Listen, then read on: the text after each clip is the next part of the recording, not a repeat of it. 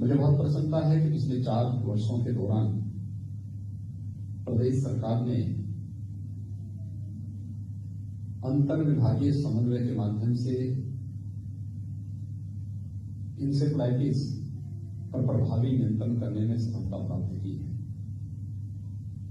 हम सब जानते हैं कि इंसेफ्लाइटिस पिछले 40-42 वर्षों से पूर्वी उत्तर प्रदेश के नौनिहालों को निकल रही थी।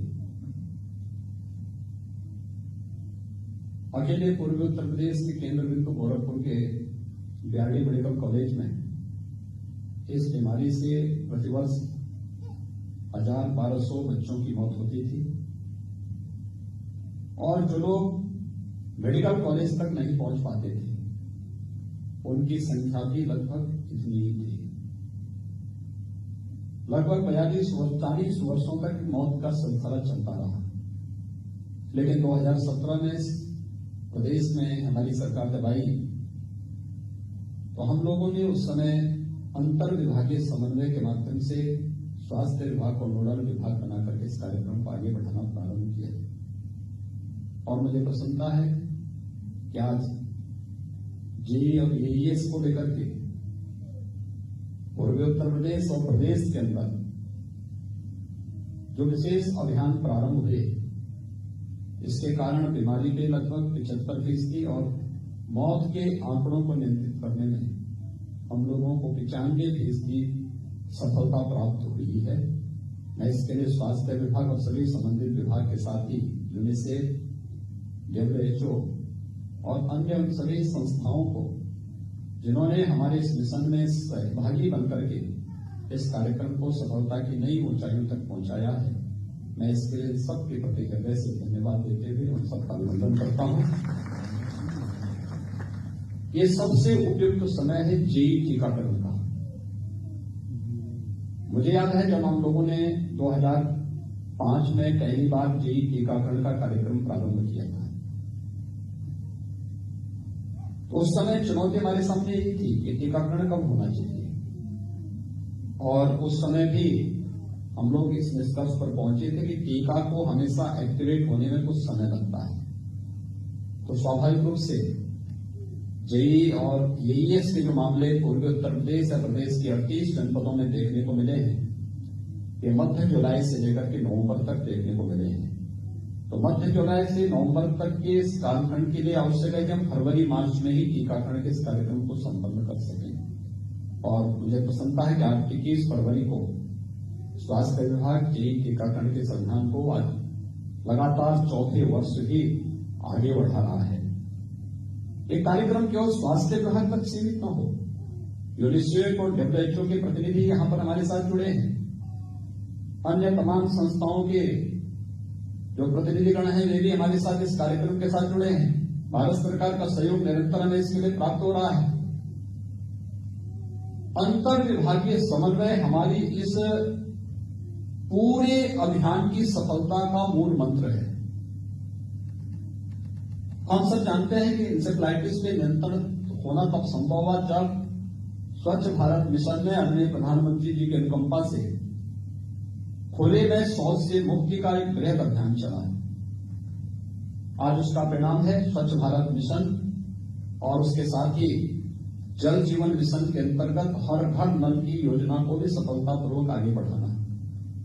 नगर क्षेत्र हो या ग्रामीण क्षेत्र, स्वच्छता के साथ साथ शुद्ध पेयजल की आपूर्ति बीमारी के 60% समस्या का समाधान करने में बहुत बड़ी भूमिका का निर्वहन करता है और हम सबको इसकी ताकत को महसूस करना होगा।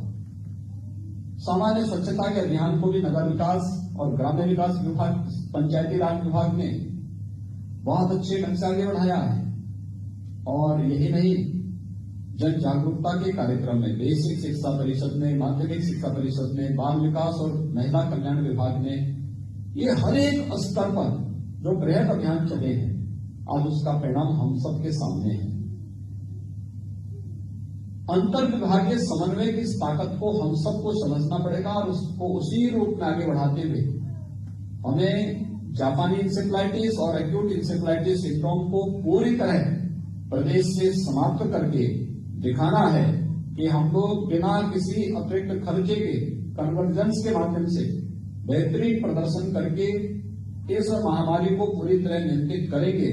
और वह उत्तर प्रदेश सरकार ने स्वास्थ्य विभाग की टीम के साथ विभिन्न विभागों के अधिकारी और कर्मचारियों की मदद से करने में लगभग 95% तक इसमें सफलता प्राप्त की है। जो शेष 5% है, उस 5% के लक्ष्य को इस वर्ष हम पूरा कर सकें, इस दृष्टि से आज का यह अभियान यहाँ पे प्रारंभ हो रहा है।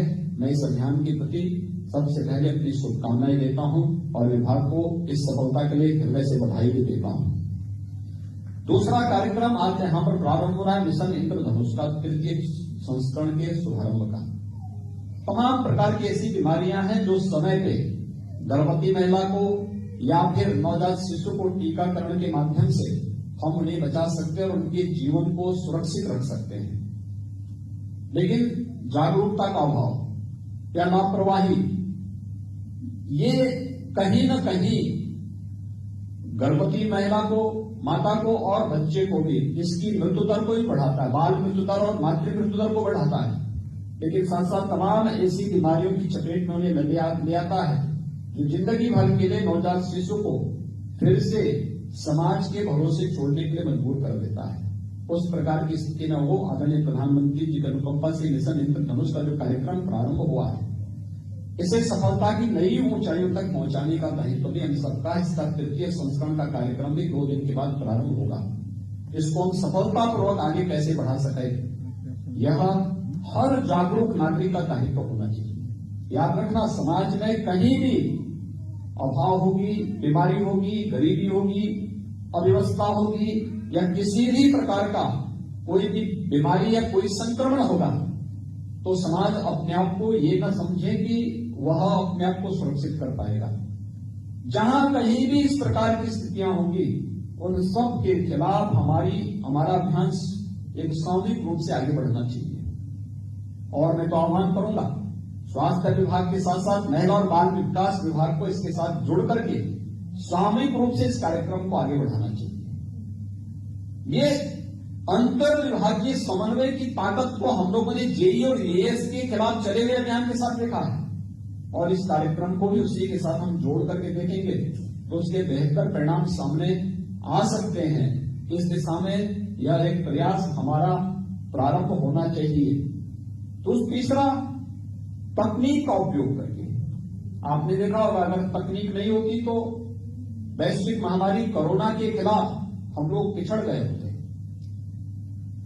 ये महामारी व्यापक जनधन की हानि का कारण बनती, लेकिन हम लोगों ने चूंकि जापानी इंसेफ्लाइटिस और एक्यूट इंसेफ्लाइटिस सिंड्रोम के खिलाफ एक टीम वर्क का प्रदर्शन करते हुए इस पर प्रभावी नियंत्रण किया था, तो उसका परिणाम था कि हमने कोविड के खिलाफ भी इस टीम वर्क का प्रदर्शन किया। लॉकडाउन के तत्काल बाद हम लोगों ने टीम 11 का गठन किया।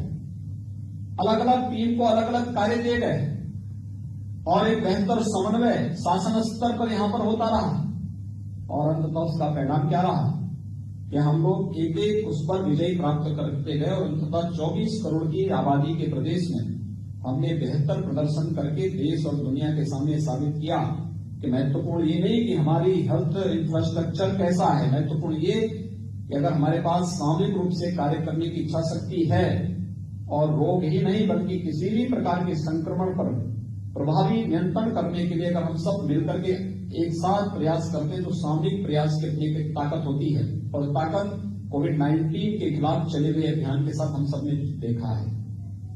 तकनीक का उसमें बहुत बड़ा रोल था।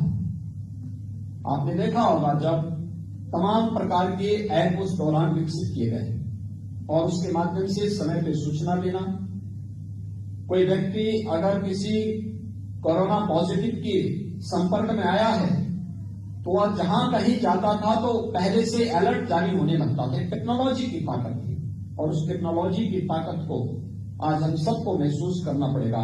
आज ई कवच के नाम पर जो एक ऐप यहां पर आप जो लॉन्च किया जा रहा है, जो आगे बढ़ाया जा रहा है, यह इसी तकनीक के माध्यम से ऐसे बच्चों को चिन्हित करना और फिर उस अभियान के माध्यम से टीकाकरण के इस अभियान को प्रभावी ढंग से आगे बढ़ाने में मदद करेगी।